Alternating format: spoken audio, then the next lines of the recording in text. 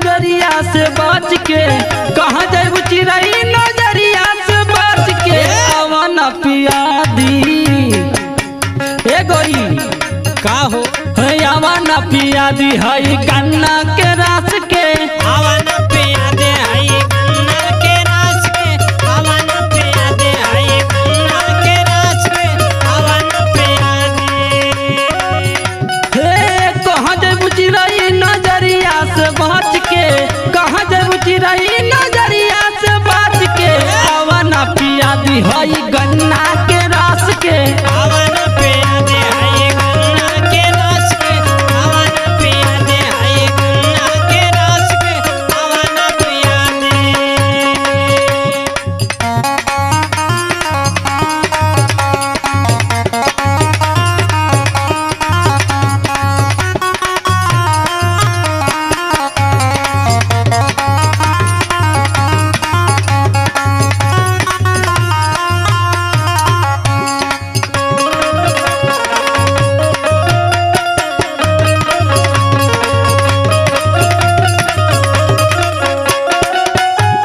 अरे गोरी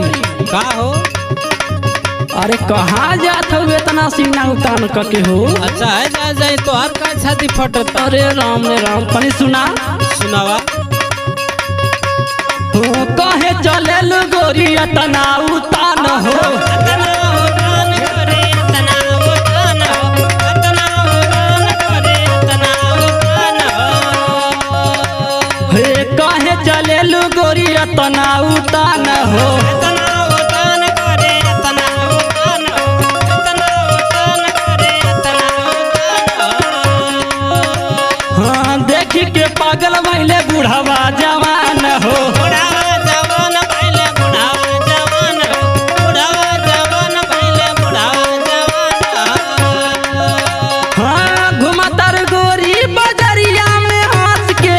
घुमतर गोरी बजरिया में हंस के अवन पिला दी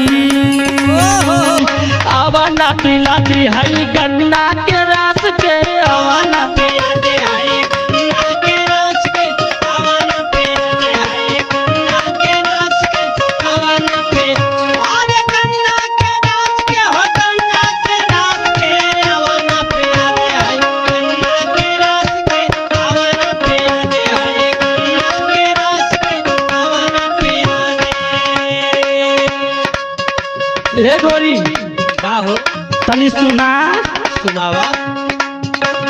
तो देखी के अर्जुन तो हम भइले बीमार हो पहले बीमार हो पहले बीमार हो पहले बीमार अरे पहले बीमार हो हाँ देखी के अर्जुन तो हम भइले बीमार हो पहले बीमार अरे पहले बीमार हो पहले बीमार अरे पहले बीमार हो हाँ फेरा में पड़ल बाटे गोविंद कुमार हो